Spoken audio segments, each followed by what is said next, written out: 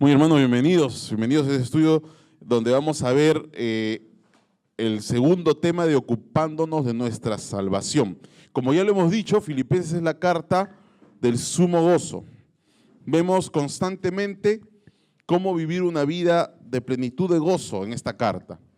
Por ejemplo, vemos a Pablo en medio de la cárcel, en medio de una incertidumbre si va a salir libre o si va a morir, pero que en medio de esa situación y circunstancia dice que se goza, ¿no?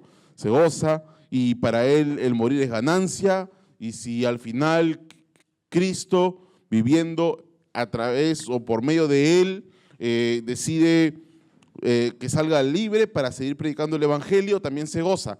Entonces hemos visto que las convicciones que dan gozo parten justamente de una convicción de vivir para el avance del evangelio.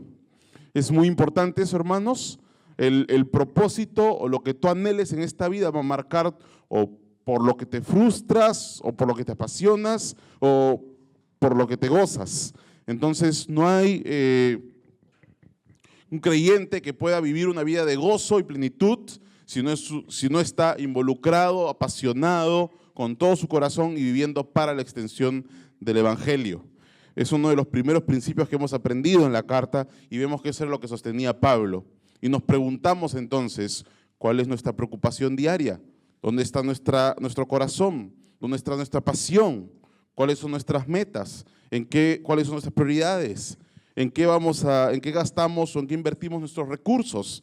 Y de acuerdo a eso podemos ver para qué estamos viviendo, cuál es nuestra mayor pasión. Y de acuerdo a eso podemos ver también, evaluarnos, hacernos un diagnóstico como médicos en la palabra, para ver si será porque no estamos viviendo para lo que deberíamos vivir, que no vivimos esa vida de gozo. Preguntémonos, evaluémonos con la carta. La carta está ahí, es un espejo para que miremos nuestra vida delante de la carta. Mirémonos delante del ejemplo de Pablo, miremoslos delante del ejemplo de Cristo. Pablo lo tenía muy claro, y es por eso que a pesar de estar en la cárcel, se gozaba porque el evangelio era predicado, ¿no? El evangelio era predicado. Incluso por contienda, pensando añadir aflicción a Pablo, pero al final lo que le añadían a Pablo era gozo en vez de aflicción, porque el tema para Pablo era la predicación del evangelio. Ese es el primer principio que hemos aprendido. Así que nosotros tenemos que evaluarnos en cuanto a esto. Claro, si nosotros enfocamos nuestra vida en ser ricos, prósperos y tener bienestar aquí, y yo les digo, bueno, esfuércense por ser, Dios los quiere ricos, millonarios y saludables, entonces estoy tergiversando y cambiándoles el objeto y estoy haciendo más bien a ustedes miserables, pudiendo ser gozosos, viviendo para el verdadero propósito, que es la extensión del evangelio. No hemos venido a ser felices, ¿no es cierto? Hemos venido para glorificar a Dios y para extender su reino. Y si en medio de eso implica sufrimiento, encontraremos gozo en medio del sufrimiento. Pero si vivimos para cualquier otra cosa, estaremos vacíos, totalmente faltos de realización, sin plenitud. Y podemos estar llenando las bancas de la iglesia, pero vivir una vida vacía, vana, ajetreados y preocupados por las vanidades de este mundo. Por supuesto que eso no es el secreto del gozo. Así que, hermanos, en esta mañana ustedes han venido acá y damos gracias al Señor porque al venir acá ya están aplicando lo que la semana pasada se enseñó: ocuparos en vuestra salvación. Y hemos visto que esa aparente paradoja, ¿no? ¿Cómo que ocuparnos de nuestra salvación si la salvación es del Señor? ¿No es cierto? Porque Dios opera, pero en el proceso de santificación ustedes cooperan en el proceso de santificación. La salvación o la regeneración es completa y absolutamente la obra del Espíritu. No participamos, pero sí participamos en nuestra santificación, ¿no es cierto? Y una de esas participaciones es, por ejemplo, decidir esta noche dejar cualquier otra ocupación que tenías, cualquier otra prioridad, y priorizar el estar aquí, orando, Y ustedes lo pueden confirmar porque salimos después de orar con gozo, ¿no es cierto? Así que es un tiempo que no puede ser mejor invertido. Así que gracias al Señor. Gracias al Señor por habernos traído. Podríamos estar en cualquier lugar, pero estamos aquí ocupándonos de nuestra salvación. Y esto trae gozo. ¿Quién nos sale gozoso después de un tiempo de orar entre hermanos y confortarse unos a otros? Así que, hermanos, Dios es soberano, hace la obra en nosotros. Por eso es que dice, porque Dios es el que produce en vosotros el querer como el hacer, pero nosotros tenemos que ocuparnos de nuestra salvación. Y ya también esto lo hemos estudiado cuando, no sé si se acuerdan, que en 2 Timoteo hablamos del esforzarse en la gracia. Es una paradoja similar, ¿no? ¿Cómo que ocuparnos de nuestra salvación? ¿Cómo que esforzarse en la gracia? Si la gracia es gracia, ¿cómo te vas a esforzar en la gracia? Y hemos visto ya esa explicación clara que Pablo hace en 2 Timoteo. Pueden revisar los videos, no voy a entrar más a detalle ahí porque si no, no terminamos. Muy bien, entonces el segundo punto de ocuparos de vuestra salvación está en los siguientes versículos. Vamos a leer todo el pasaje para tener el contexto claro. ¿Ok, hermanos? A ver, sigamos la lectura. Versículo 12. Por tanto, amados míos, versículo 12 estoy. Como siempre habéis obedecido, no como en mi presencia solamente, sino mucho más ahora en mi ausencia, ocupaos en vuestra salvación con temor y temblor. Porque Dios es el que en vosotros produce así el querer como el hacer por su buena voluntad. Haced todo sin murmuraciones y contiendas, para que seáis irreprensibles y sencillos, hijos de Dios sin mancha, en medio de una generación maligna y perversa, en medio de la cual resplandecéis como luminares en el mundo, asidos de la palabra de vida, para que en el día de Cristo yo pueda gloriarme de que no he corrido en vano, ni en vano he trabajado, y aunque sea derramado en libación sobre el sacrificio y servicio de vuestra fe, me gozo y regocijo con todos vosotros, y asimismo gozaos y regocijaos también vosotros conmigo. La carta del sumo gozo, ¿no es cierto? Gozaos y regocijaos también vosotros conmigo. La carta del sumo gozo. Esta es la línea melódica, podríamos decir, el gozo, ¿no? Ustedes, cuando me refiero a la línea melódica es cuando, como en cualquier canción, siempre hay unas notas que se repiten, ¿no? Y van a ver que en esta epístola la nota que se repite es gozo, el gozo, el gozo. Así que pasemos al segundo mandamiento.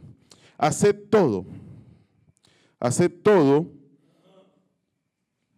Y como hemos visto, Jesucristo, Dios es el que produce, ¿no es cierto?, en vosotros el querer como el hacer. Versículo 13, porque Dios es el que en vosotros produce así el querer como el hacer. Entonces la pregunta es, cuando Pablo dice aquí, haced todo, total, ¿nosotros debemos hacerlo o esperar a que Dios lo haga? Tenemos que hacerlo nosotros, ¿no? Muy bien. Y esto es consecuente con lo anterior. Como Dios produce el querer como el hacer, esto es como Dios con su inmenso poder, y podemos repasar un poco la idea de cómo es que Dios opera. Podríamos ir a 2 Timoteo 3:16, aunque está en su material, 2 Timoteo 3:16. Y Dios con su inmenso poder, el poder que actúa en nosotros, es el mismo poder que resucitó a Cristo de los muertos. Ese es el poder que actúa, ¿no es cierto? Y ese es el poder que produce en nosotros el querer como el hacer. Entonces ese producir el querer, ¿no? El querer vivir piadosamente, que dice la palabra de Dios, el que quiere hacer el bien, ¿no es cierto? Ese querer que es producto sobrenatural podemos ponerlo así para entenderlo, de la vida divina injertada en la vida natural, ¿no? Esa realidad del Espíritu produce el querer, hace que los creyentes tengan un impulso, no están tranquilos si no estudian la palabra de Dios. Hay un anhelo, ¿no? El Espíritu Santo golpea, redarguye constantemente la conciencia, piensan en las cosas del Espíritu, no en las cosas de la carne. Y entonces hay una diferencia sustancial. Y la pregunta es, ¿tienes esa diferencia sustancial? ¿Tienes ese querer? Dios produce el querer como el hacer. Entonces también la capacitación del Espíritu Santo para el hacer. Y esto se produce con el poder de Dios operando por medio de la palabra de Dios. Miren 2 Timoteo 3:16. A ver, ¿quién lo puede leer?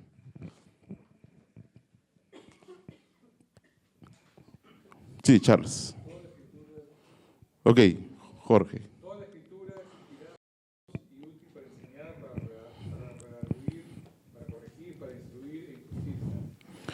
Muy bien, hasta ahí nomás. A fin del hombre de Dios, sí, sí, ¿no es cierto? ¿Cuántos verbos hay ahí? Toda la escritura es inspirada por Dios y útil ¿para qué? Muy bien. ¿Cuántos verbos hay ahí? 4 verbos. O sea, 4 acciones que realiza la palabra. La palabra es útil o está capacitada, ¿no? Es más, es la única capacitada, ¿no es cierto?, para estas 4 acciones en ti. La primera acción es enseñar. Y la palabra en griego es doctrina, ¿no? Didascalía, de donde viene la doctrina, la enseñanza. Así que el primer efecto que produce la palabra de Dios, solo la palabra de Dios, es te muestra, te enseña, o sea, es como si te pusiera delante de tus ojos la verdad. Entonces, nosotros hemos nacido, hemos crecido con las mentiras, ¿no? Porque este mundo es un mundo de mentira, hemos sido hijos del padre de mentira. Entonces hemos crecido con la mentira de esta sociedad, de este mundo, de nuestras ideas, de nuestros pensamientos, de nuestra propia injusticia por naturaleza. Y la palabra lo primero que hace es, por la obra sobrenatural del Espíritu Santo, nos ilumina y nos muestra la verdad primero. Nos muestra la verdad. Pero ahí no queda la cosa. Después de que nos muestra la verdad, y esto es doctrina, y esta es la base de todo, ¿no es cierto? La doctrina es la verdad, ¿no es cierto? Hay muchos que dicen, doctrina no, Cristo sí, pero en realidad ahí lo que estás diciendo es, doctrina no, Cristo tampoco, ¿no? Porque no puedes tener a Cristo sin la doctrina. Entonces te muestra primero la verdad. Después, ¿qué hace? Después de enseñar, redarguir. ¿Y qué quiere decir esto?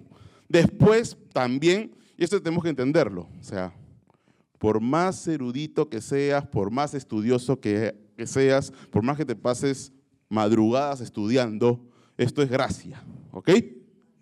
Esto es gracia. Dios en su gracia te permite que en un momento, yo ahorita estoy hablando, por ejemplo, ¿no? Y estoy hablando la palabra y en estos momentos el Espíritu Santo te muestra una verdad.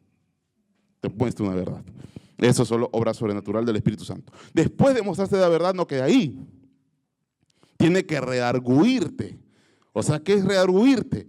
Tiene que comenzar a convencerte, tiene que comenzar a contristarte, tiene que comenzar a mortificar tu carne. Hay una lucha ahí, una batalla, ¿no? En la que el Espíritu Santo comienza a desplazar y a convencerte de que estás mal y que necesitas cambiar. Después de que demostró la verdad, te redarguye, lleva cautivo tu pensamiento a la obediencia. O sea, tus estructuras de vida, tus rutinas, tus prioridades, comienzan a haber una resistencia natural a querer aferrarte a ellas. Y el Espíritu Santo comienza a hacer la obra de soltarte, ¿no? Soltarte, te redarguye. Pero no solamente queda en eso. Después de redarguir, entonces, ¿qué hace? Como cuando redarguyó, ya te convenció de que estabas mal, ya te tiró al piso, por así decirlo, te dejó en el piso diciendo, sí, está bien, estoy mal, necesito un cambio. Señor, ayúdame. Eso es no solamente en la conversión, esa es una constante en la vida cristiana. ¿Ok? Después de que ya te redarguyó, entonces pone lo correcto. O sea, lo que estaba torcido, lo pone recto, lo endereza ya. Entonces ya te puso la convencimiento, una nueva manera de pensar, ha sido tu mente transformada, ya no te estás amoldando a este mundo, ya dejaste tus resistencias al cambio, ¿no? Y comenzaste ya a decir, sí, esto es, lo tengo que hacer. Pero no solamente eso, una vez que te ha dado esa corrección, te capacitas sobrenaturalmente para ahora poder vivirlo, que es la instruir en justicia. Que la instrucción viene de una palabra como el que le enseña al niño a lavarse los dientes. Entonces ya, ahora, ¿qué tienes que hacer? Sales de acá con ya corregido, ¿no? Amonestado por el amor de Dios, ¿no es cierto? Porque el que ama disciplina, disciplinado, exhortado en tu pecado, entristecido, porque la palabra tiene que entristecerte, no alegrarte, ¿no? Algunos creen que venir a la iglesia es venir a liberarse, a saltar, a reír. No, venir a la iglesia es venir a ser redarguido, corregido, contristado, pero con la tristeza para vida, ¿no? Y después de eso, entonces, sales de acá con el poder del Espíritu para que cuando viene la primera situación, ya no apliques lo anterior, sino comiences a vivir lo nuevo. ¿Se entiende? La justicia. Ese proceso es sobrenatural. Pero ese proceso no va a pasar si tú no vienes hoy a escuchar la palabra, ¿no? Entonces, el poder de Dios opera, pero tú tienes que ocuparte. ¿Tienes que ocuparte de qué? Abrir tu Biblia en las madrugadas, porque no hay tiempo, porque tienes que salir corriendo al trabajo, tienes que levantarte más temprano. O en las noches, no distraerte con los gritos de afuera. Tienes que mantenerte ocupándote en esto. Y por eso, gracias hermanos, gracias a Dios que ustedes están acá. Se están ocupando de eso.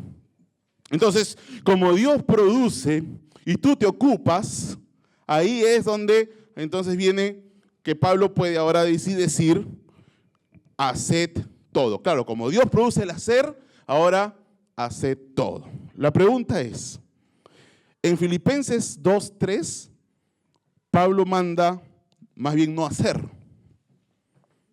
Filipenses 2:3. Filipenses capítulo 2, versículo 3, arribita.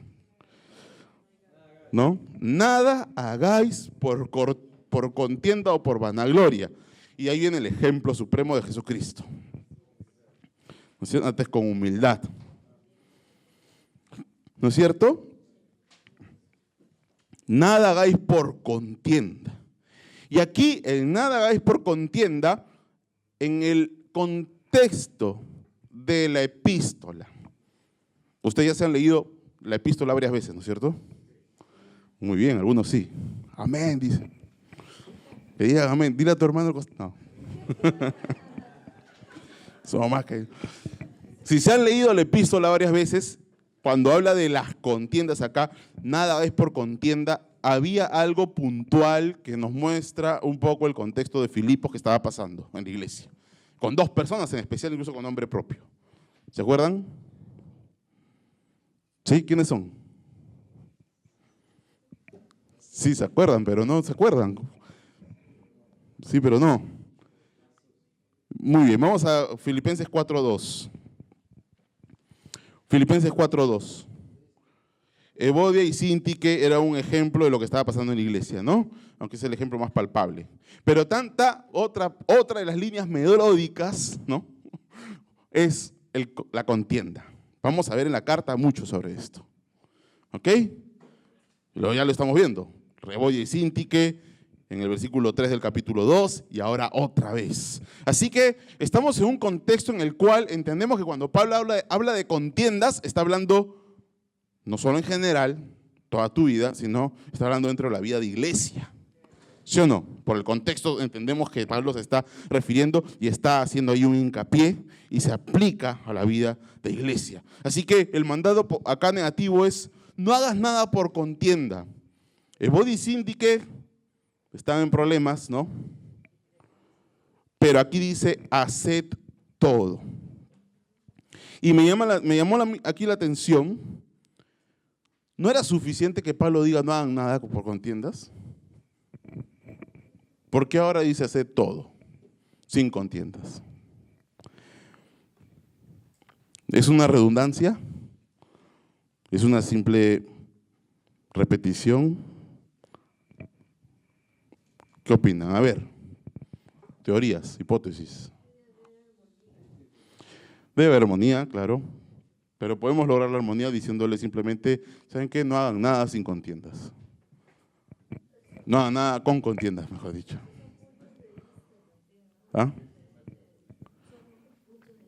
Ya, son dos puntos de vista. Lo que estaba pasando entre body syndic son dos puntos de vista, pero a lo que me refiero es, quiero llevarlos al punto del mandato negativo.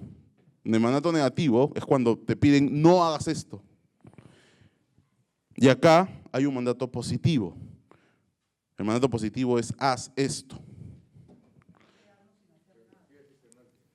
Muy bien. No lo has leído, ¿no? Muy bien. No quedarnos sin hacer nada. Hay mucho riesgo que cuando hay contiendas o cuando hay en la iglesia algunos malos entendidos o hay hay incomodidad, mejor entonces, para no hacer nada con contiendas, me repliego, me retiro y no hago nada, ¿no? Entonces Pablo pasa al mandato positivo. Como Dios es el que produce en ustedes el querer como el hacer, o sea, tampoco, ¿no? Tampoco se vayan por ahí, ¿no? Porque recordemos que Pablo está en la cárcel y en el capítulo 1, versículo 15, hay algunos que están haciendo algo con mala motivación, pero están haciendo algo excelente, una acción muy buena. Miren Filipenses 1:15. Dice: algunos a la verdad predican a Cristo por envidia y contienda, pero otros de buena voluntad. Así que aquí Pablo presenta tres aspectos. Podemos hacer las cosas o sea, que nuestro motor, la motivación, lo que nos motiva, sea la envidia y la contienda, ¿no? Incluso cosas tan buenas como predicar a Cristo. ¿Se acuerdan que eso ya lo estudiamos? Y aquí no estamos hablando de falsas doctrinas, ¿ok? Sí, las motivaciones son diferentes. Acá lo dice claramente. Predican por envidia y contienda. Así que podemos hacer las cosas con la motivación de la envidia o la contienda. Pablo planteó ya esa situación con estos que predicaban a Cristo, en los cuales Pablo, a pesar de que lo hacían por contienda, se gozaba porque Cristo era predicado. Por supuesto, predicaban falsas enseñanzas, predicaban un falso Cristo. ¿Cómo sabemos? Porque Pablo se goza, ¿no? Y no se gozaría por falsas enseñanzas. Pablo es el más ahí contundente que cuando hay una enseñanza que tergiversa el evangelio dice sea anatema, ¿no? Pablo dice: acá me planto y no me muevo. En esto no transo, ¿no es cierto? No pacto cuando hay cosas que perjudican el evangelio. Así que no era falsas doctrinas, no era un falso evangelio, pero había falsa motivación. Y eso es un recordatorio para los que no estuvieron. Se pueden hacer cosas buenas con malas motivaciones. Bueno, no sé si llamarlo cosas buenas, pero se puede predicar a Cristo, se puede predicar sana doctrina, pero con malas motivaciones. Al final Dios va a juzgar eso, ¿no? Al final Dios va a juzgar eso. Pero la otra posibilidad es: podemos quedarnos replegados y no hacer nada también. ¿no? Podemos tener esa reacción. Bueno, para no entrar en contiendas, como yo no quiero contender o como no quiero participar de algo que puede traerme contiendas, entonces me repliego y no hago nada. Pero Pablo aquí está diciendo, haced todo sin contiendas y sin murmuraciones. O sea que una tercera opción es, podemos hacer y que todo lo que hagamos sea sin murmuraciones ni contiendas. Sin duda, eso es lo que dice en el ejército. ¿Cuál es la opción? Claro, ¿no? A que esto va aplicado a toda la vida, cuando dice hacer todo es todo, dormir, comer, trabajar, ir en el transporte, todo hacerlo sin murmuraciones ni contiendas. Por el contexto de la epístola, Pablo está también aplicándolo a la vida dentro de la iglesia. Aquí, hermanos, tenemos que entonces nosotros evaluarnos también, ¿no? Hacer todo sin contiendas ni murmuraciones. Porque si nos replegamos y no participamos, no es la vida de gozo que Dios quiere para nosotros, ¿no? Ahora, yo entiendo que cuando nosotros estamos en algunas circunstancias, tenemos que dedicarle o darle prioridad a la familia, ¿no? O al trabajo, ¿no? Entonces hay circunstancias, hay una tensión siempre, ¿no? Entre el ministerio, servir en la iglesia y nuestra vida de familia. Hay algunas emergencias, algunas situaciones que hacen que nos tenemos que dedicar a la familia. La tensión siempre está. Pero si ya nuestro estilo de vida en el que hemos caído y ya es nuestra constante, es siempre estar replegados o en la periferia, por así decirlo, entonces no estamos haciendo todo sin contiendas y murmuraciones, sino que no estamos haciendo. Y no es el llamado acá. El llamado de Dios es haz, y hazlo sin murmuraciones y sin contiendas. ¿Ok? Sin murmuraciones y sin contiendas. Esa es la vida de gozo que Dios quiere. Sí, Freddy.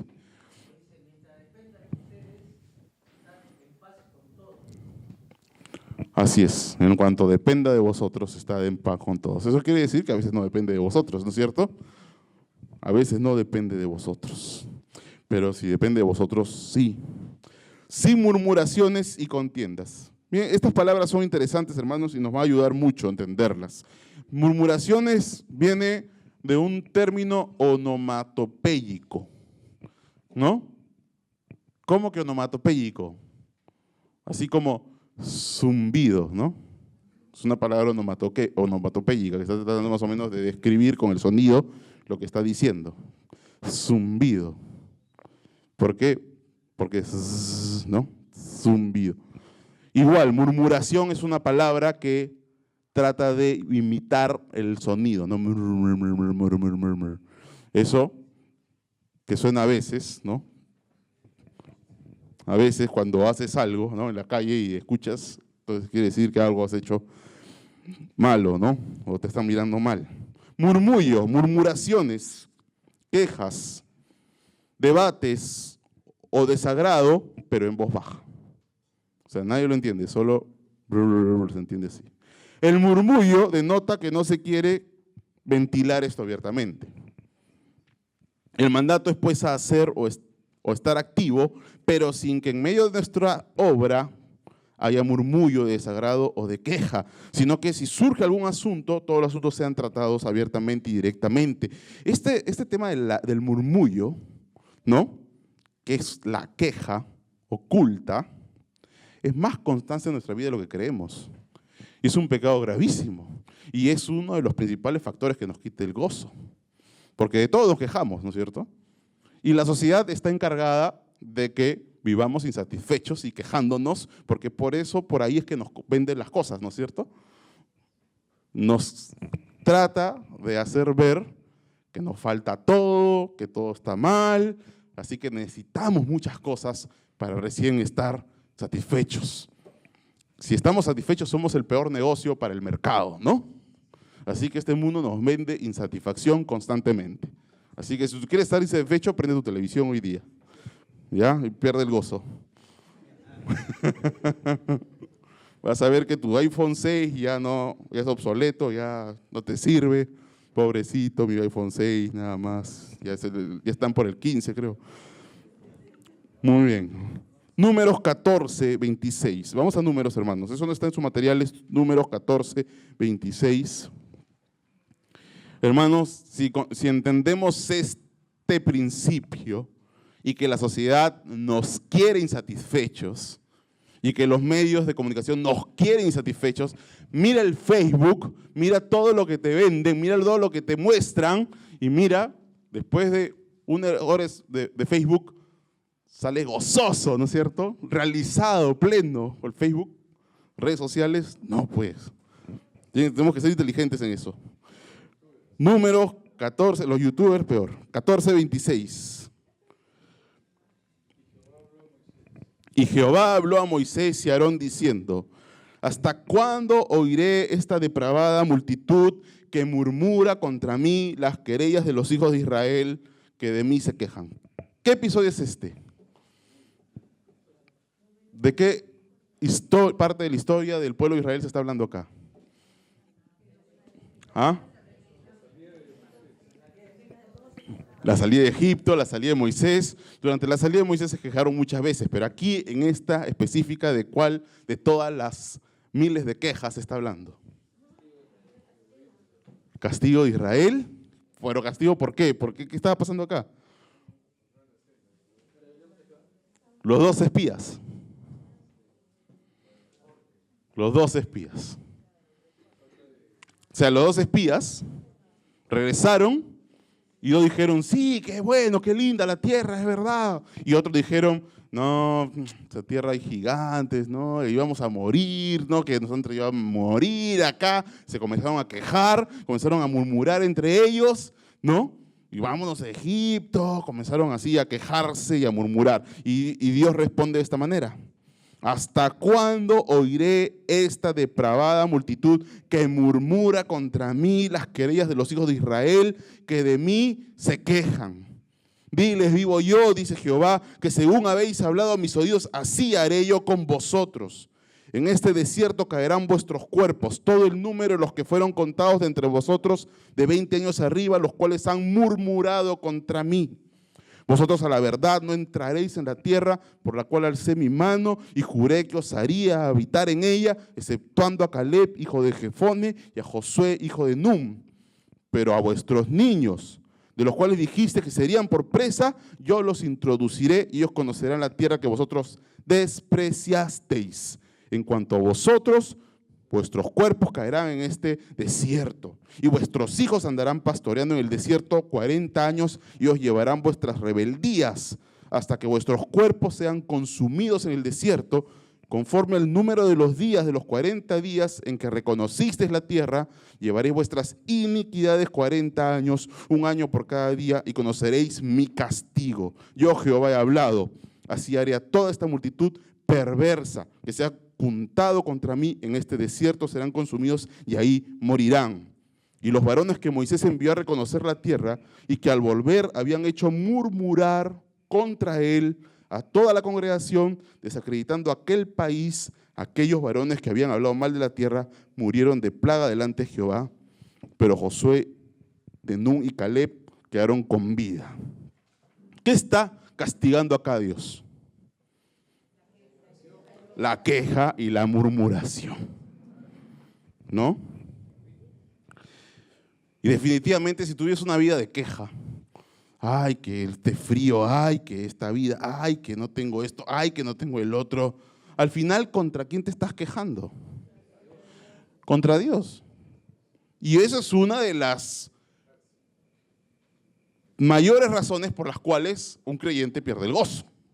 Por eso es que esta es la carta del sumo gozo, porque está diciendo cómo vivir una vida de gozo. Y por eso es que el pasaje termina en el versículo, a ver, vamos a otra vez, vayamos a,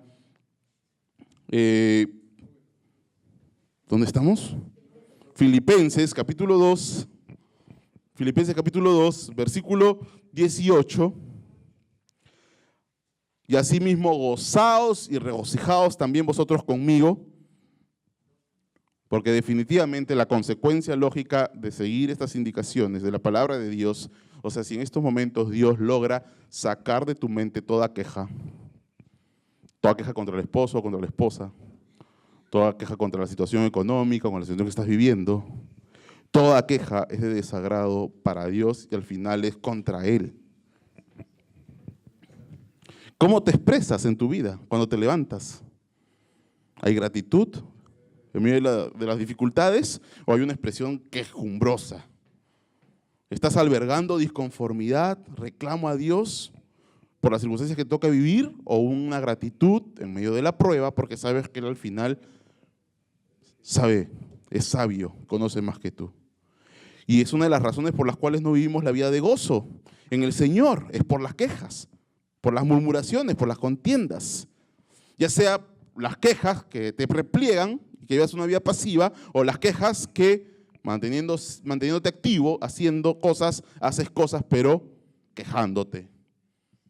Porque si yo le digo a mi hijo, sal a botar la basura, y mi hijo me dice, ay papá, ya está bien, voy a ir, para mí me ha desobedecido. Así vaya, ¿no? Así que no importa tanto si lo haces o no. Aquí Dios lo que está diciendo es hazlo, pero todo sin murmuraciones y sin contiendas. Y contiendas también es interesante, hermano, porque estos son los principios del sumo gozo. Estos son los principios del sumo gozo. Y es muy triste ver que el creyente se deja llevar por todo la mediática y vive una vida quejumbrosa. Ahora, lo más resaltante, impactante, es que esto lo pone después del ejemplo de Jesucristo humillándose hasta la cruz y hasta la muerte más terrible. Y después te dice, haz todo sin quejas. Claro, pues, ¿no? A ver, párate delante de la cruz de Cristo a quejarte por tu situación difícil. Y sin murmuraciones. Y Pablo está escribiendo desde la cárcel y sufriendo ahí en la cárcel por el evangelio, pero él se está gozando. Porque gozo no significa que no sufras. Gozo significa sufrir, pero con gozo. ¿No? Sufrir, pero con gozo. Parece medio extraño, parece la realidad. Porque tú puedes estar ahorita pasando una situación difícil, pero como has venido y te estás ocupando de tu salvación, puedes recibir el gozo del Señor a través del el que te conforta con su palabra. Contiendas. Contienda es facciones o ser faccioso. ¿Qué es ser faccioso? Esa palabra, ¿no? Faccioso. Ser faccioso es querer crear una facción o un partido, ¿no? Si en medio de la obra, por las imperfecciones propias de nuestra naturaleza aún pecaminosa, porque definitivamente tenemos errores, ¿no? ¿Tu hermano tiene errores o no? ¿No? Sí, claro, por supuesto. ¿Tú tienes errores? Claro, también, ¿no? Así que cuando sirvamos, nos vamos a encontrar con los errores de los hermanos. Porque si no sirves, no te vas a encontrar con los errores de los hermanos, ¿no? Pero no vas a poder vivir la vida de gozo. Qué interesante que para poder vivir la vida de gozo tienes que encontrarte con los errores de los hermanos. Y vas a tener el que confrontarte con el poder servir en medio de esos errores y esos malos entendidos sin contienda, ¿no? Sin contienda. Ahora, bueno, Cristo es suficiente para satisfacernos. Ya al principio está dicho antes, ¿no? En Cristo está todo el consuelo, todo el amor, así que no necesitas el reconocimiento, ni que tus hermanos te apapachen ni te abracen, aunque es bueno. Pero en Cristo lo tienes como para que en Cristo sea fortalecido para vivir sin terminar en contiendas o en facciones o en crear partidos dentro de la iglesia. Ahora la pregunta es, ¿hay excepciones? ¿Hay excepciones para las contiendas? Estoy pisando un cable y no quiero malograrlo más. Un ratito me voy a echar. ¿Hay excepciones? No contiendan, por favor, conmigo. ¿Hay excepciones, hermanos? Filipenses capítulo 3, a ver. Filipenses capítulo 3, versículo 1. Miren al Pablo, humilde, que considera a los hermanos superiores a él, que dice que no debe haber contiendas ni disensiones. Miren a Pablo cómo habla. Por lo demás, hermanos, gozaos en el Señor. A mí no me es molesto escribiros las mismas cosas y para vosotros es seguro. Guardaos de los perros. Pablo, te has olvidado del capítulo anterior. Pablo, humilde como Cristo, Pablo. Guardaos de los perros. Pablo, ¿qué estás haciendo? Pablo, considera a esos perros como superiores a ti mismo, Pablo. Guardado de los perros. Hay excepciones. ¿Quiénes eran los perros? Son los mismos que después Pablo dijo, el que predica otro evangelio sea anatema, en Gálatas. Los perros son los que fueron contra el evangelio mismo, solo por fe y solo por gracia. Y dijeron, no, es la circuncisión también es necesaria. Entonces, claro, hay excepciones. Cuando Pablo regresó a Antioquía después de su primer viaje misionero, dice que tuvieron en Antioquía una contienda no pequeña, ¿no? Eufemísticamente, ¿no? No pequeña, como decir, tuvieron una peleaza, pues, ¿no? Una recontra contienda, una contendiaza. ¿Por qué? Porque era el evangelio, pues. ¿No? Contender ardientemente, ¿por qué? Por la fe, ¿no? Entonces ahí se ve claramente al Pablo que acaba de decir humildes, ¿no? Serviciales, consideren a los demás como superiores, a otros decirle perros. ¿Por qué le decía perros a los judaizantes? Esos son los judaizantes. Porque los judaizantes les decían perros a los gentiles. Entonces, para que los gentiles puedan ser aceptados, tenían que circuncidarse. Por eso le dice los mutiladores, los malos obreros. ¿Y por qué Pablo está tan airado aparentemente o es tan duro con estos? Porque lo que dice el versículo anterior es, lo que está en juego es la seguridad de la salvación. Miren el versículo 1. Por lo demás, hermanos, gozaos en el Señor. A mí no me es molesto el escribiros las mismas cosas y para vosotros es seguro. Y esa seguridad no es una seguridad de, quiero asegurarlos, ¿no? Con un seguro médico, no es un seguro para que si te enfermas puedas tener un hospital a donde ir. No, es un seguro, el seguro de la eternidad. Está en la eternidad en juego, es el evangelio acá el problema. ¿Por qué? Porque el mayor peligro dentro de la iglesia es el nominalismo, que se comienza a predicar otro evangelio y se comienza a predicar otra doctrina que licúa el evangelio y termina llenando la iglesia de inconversos. Ese es el mayor peligro. Y ante ese peligro, Pablo, no, ahí hay que contender, y contender ardientemente, y decirle las cosas como son, y pararnos y no retroceder. Acá no hay que ser caballeros. Por eso es que tenemos que discernir, hermanos, cuando dice, ¿no?, hacer todas las cosas sin contiendas ni murmuraciones, hay que discernir. Hay que discernir cuando la palabra dice no juzguéis. Hay que discernir cuando la palabra dice no hacerlo todo sin contiendas. Hay que discernir en el contexto total de toda la palabra de Dios. Así que hay excepciones cuando está en juego el evangelio, cuando está en juego la fe, cuando está en juego lo esencial. Muy bien. ¿Para qué? Terminamos con esto. ¿Hasta aquí alguna pregunta, hermanos? Porque ha sido más prédica que clase, ¿no? ¿Preguntas? ¿Nada? ¿Todo está claro? ¿Como el petróleo? Sí. ¿O están? Sí, Wilder.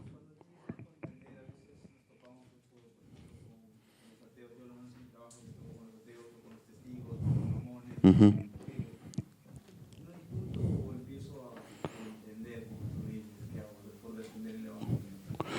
Claro, lo que pasa es que ahí es predicarles el evangelio, ¿no? Contienda, se vuelve vanas discusiones.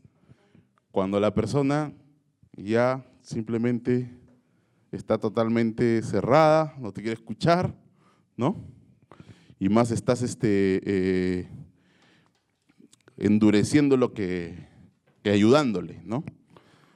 Cuando ya comienza a ser de perdición para los oyentes, ¿no?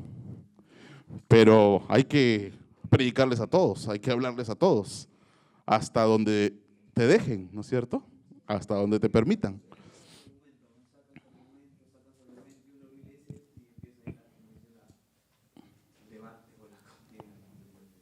Sí, sí, bueno, aquí más se está hablando que dentro del servicio en la iglesia, dentro del contexto de la iglesia, no comenzar a crear facciones dentro de la iglesia, ¿no?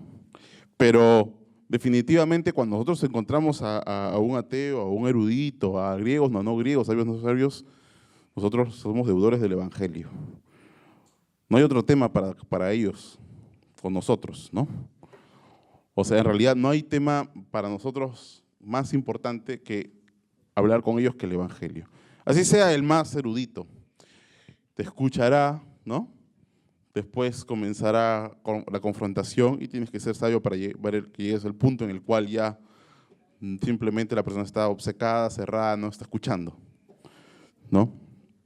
Pero la predicación del evangelio al final es operada por el Espíritu Santo, no necesariamente en ese momento, puede ser después. Y la persona puede reaccionar más adelante. Así que nosotros no debemos callar, ¿no? Eso no es una contienda, ¿no? Se vuelve contienda si es que ya más es el tratar de ganar una discusión y tú quedar como vencedor o no, ganador de una pelea que predicar el evangelio, que amor a Él, que tratar de llevarlo a Él. Bueno, que yo no dé sabiduría. Recuerden cuando Jesús comenzó la predicación con la mujer samaritana lo quiso llevar por distintos temas, ¿no? Y Jesús siempre la regresaba a ella y su pecado, a ella y a Cristo, ¿no? La samaritana, ¿y en qué lugar debemos adorar? ¿Y en qué? Entonces, nosotros siempre debemos ir al evangelio. ¿Pero para qué? ¿Está claro? ¿Alguna duda con esto? ¿O alguna aclaración más? Sí. Sí, sí. Una consulta, ¿en qué caso entra el tema, lo que dice la palabra, creo que es Timoteo, que dice que no debemos entrar en vanas discusiones? ¿En qué caso se da eso? Bueno, en Timoteo detalla, por ejemplo, fábulas, genealogías, ¿no? Cuando son fábulas, está hablando de cosas ficticias que no tienen base, ¿no es cierto? Va a ser real, ¿no? Mandamientos de hombres, cuando se comienza a discutir sobre mandamientos de hombres que no son en la Biblia, sino que más son temas de conciencia. Cuando temas de conciencia, por ejemplo, ahí entraría. También habla en 1 Timoteo genealogías interminables, que en ese tiempo eran como que teorías de los gnósticos, de que al final Jesucristo había salido de varias emanaciones. Entonces, cuando ya se van por esos temas, es vano, ¿no? No hay que perder el tiempo en eso y es perdición para los oyentes, ¿no? ¿Está bien? ¿Sí? Muy bien. Sí. Uh-huh. O sea, entiendo que esto de no contender en la iglesia, en el contexto de la iglesia, de hermanos, ¿no? En el servicio, a eso nos lleva esa porción que usted nos está explicando. Sí, es una de las aplicaciones. No tanto Ujú. hacia afuera.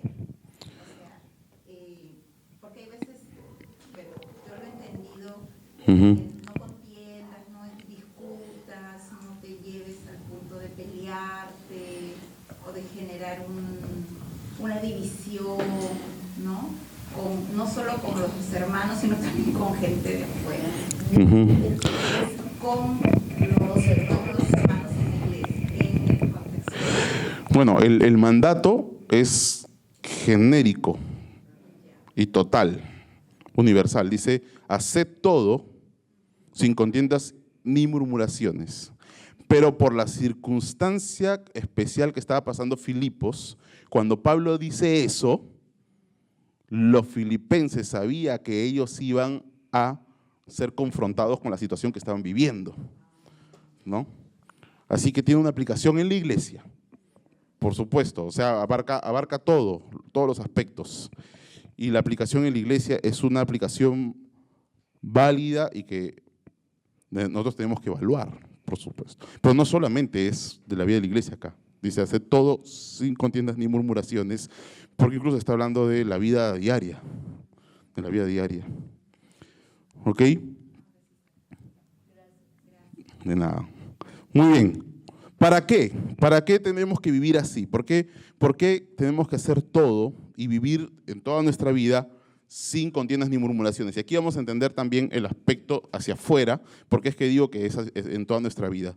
Porque habla de nuestro testimonio ante el mundo, para que seáis irreprensibles y sencillos, hijos de Dios sin mancha, en medio de una generación maligna y perversa, en medio de la cual resplandecéis como luminares en el mundo. ¿Ok? Entonces ahí se ve que hay una aplicación hacia afuera. ¿Se ve? Es una aplicación hacia afuera. O sea, no solamente es dentro de la iglesia, también es hacia afuera. Pero hay que entender esto, hermanos. Para que seáis irreprensibles y sencillos, está hablando de que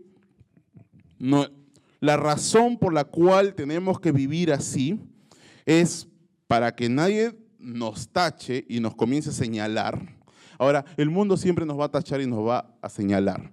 Va a mentir sobre nosotros porque no somos de este mundo, pero que no lo hagan con justa razón. Ese es el sentido, ¿no? Para ser irreprensibles, o sea, que no nos puedan reprender, no nos puedan tachar, no nos puedan señalar.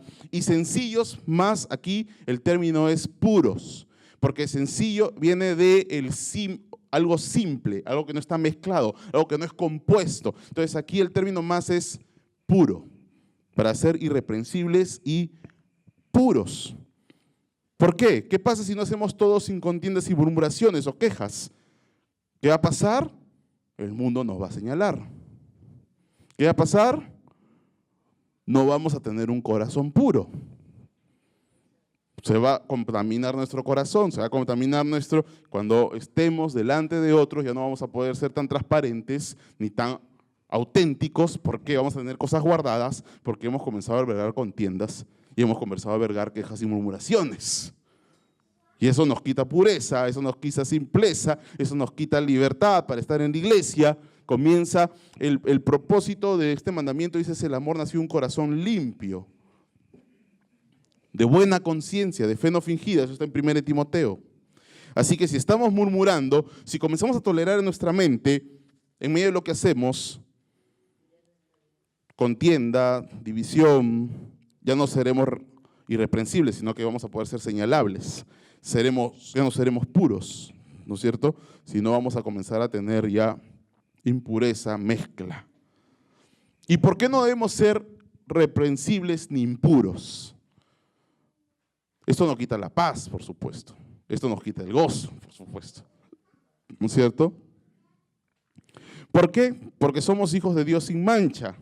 Y aquí nos está refiriendo que los filipenses podrían correr el riesgo de no ser hijos de Dios, sino que está hablando de qué tipo de hijos de Dios. O sea, está calificando a los hijos de Dios como los hijos de Dios que viven una vida que adorna la doctrina, que hace que no se blasfeme de la doctrina, y por lo tanto esos son los hijos de Dios sin mancha. Esos son los hijos de Dios que están glorificando a Dios. Y hay hijos de Dios que, por ejemplo, en Timoteo, tenemos un ejemplo. Cuando los esclavos comenzaron a murmurar de sus amos y no les comenzaron a servir, como eran sus amos eran también creyentes y iban a la iglesia. Entonces se encontraban en la iglesia los esclavos y los amos. Hubo un riesgo en que los esclavos comenzaron a tratar displicentemente a sus amos. Ya mucha confianza o no hacían bien sus trabajos. ¿Por qué? Bueno, como es mi hermano en Cristo, lo entenderá. Entonces comenzó a haber una forma de comenzaron a afectar el testimonio. En Timoteo habla de eso, ¿no? Entonces, comenzamos a afectar el testimonio. Ahí está 1 Timoteo 6.1, por ejemplo, vamos a 1 Timoteo 6.1, aunque ya nos estamos pasando de la hora.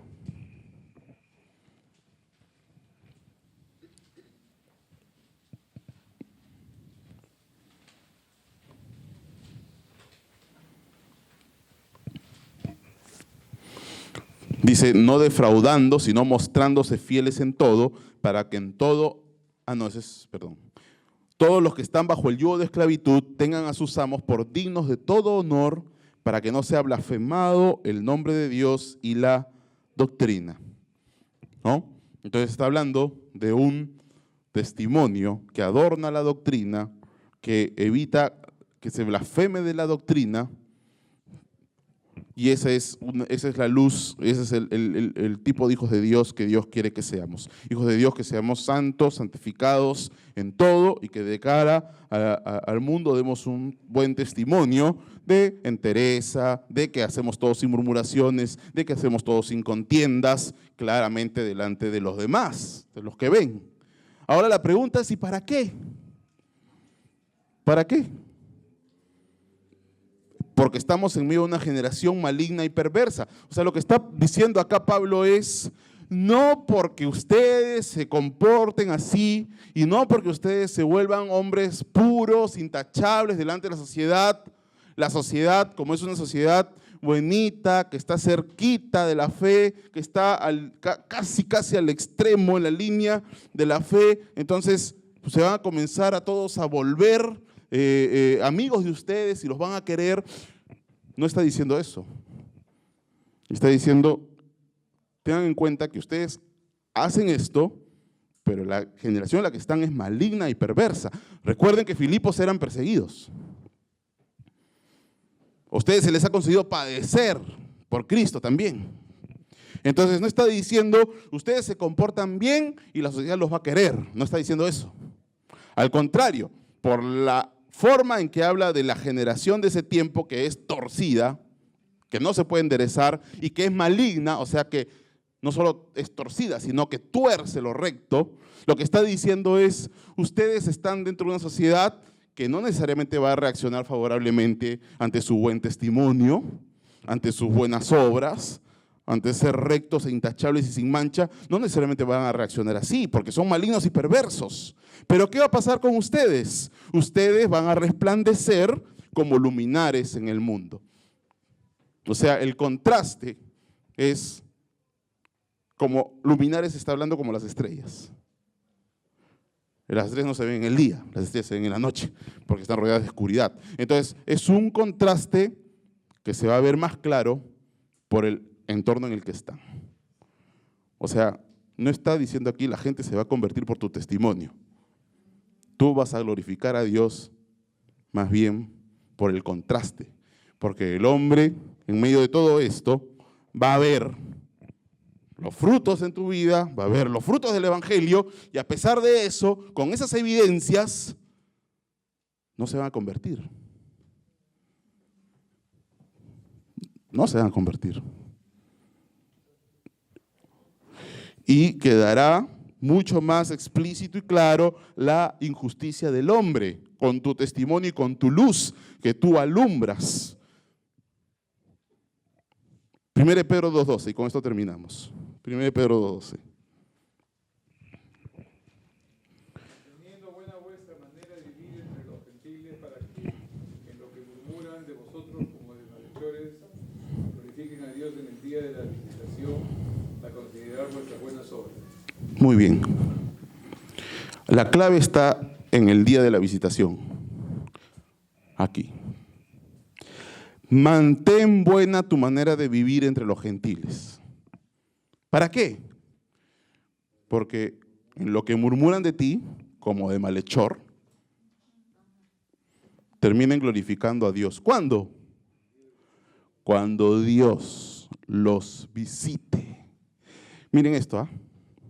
No es que el hombre vaya y salga a buscar a Dios, sino es que cuando Dios busque al hombre y lo visite, y recibe una visitación de Dios, de la gracia de Dios y del Espíritu de Dios, entonces esa persona, después de recibir la visitación de Dios, glorificarán a Dios, no antes. ¿Se entiende? ¿Cuándo Dios lo visita? Cuando escuchan el Evangelio. Ese es el significado acá. Lo que está diciendo es, mira, tú haz todas las buenas obras que quieras, tú compórtate lo bien que quieres para la gloria de Dios. No para que los hombres se conviertan, para la gloria de Dios, para que adornes la doctrina, para que glorifiques a Dios en medio de que incluso por hacer el bien se porten peor contigo, porque el mundo se va a portar peor contigo. No te van a querer, no te van a abrazar porque eres bueno, al contrario, porque es una generación maligna y perversa. Al menos que yo los visite con mi gracia y mi poder y yo los salve. Ahí te van a glorificar por tus buenas obras. Por supuesto, entonces acá entendemos que así tengamos un amo o un jefe que vea nuestro excelente trabajo, nuestro gran testimonio. Si no le predicamos el Evangelio, Dios no lo visita, ¿no? Así que el mejor acto de amor para un jefe, para un amigo, para cualquier persona del mundo, no es nuestro buen testimonio, sino predicarle el Evangelio para que Dios lo visite. Ahí le mostramos que le amamos.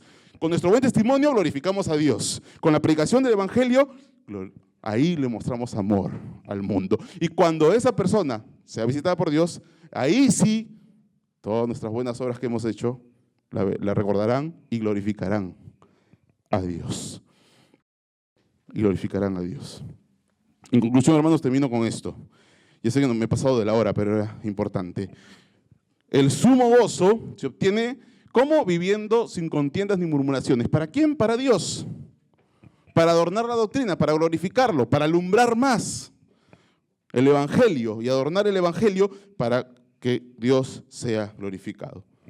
Para que Dios sea glorificado. ¿Estamos dispuestos? Es la única manera para vivir el gozo de la vida cristiana. Vamos a orar para terminar.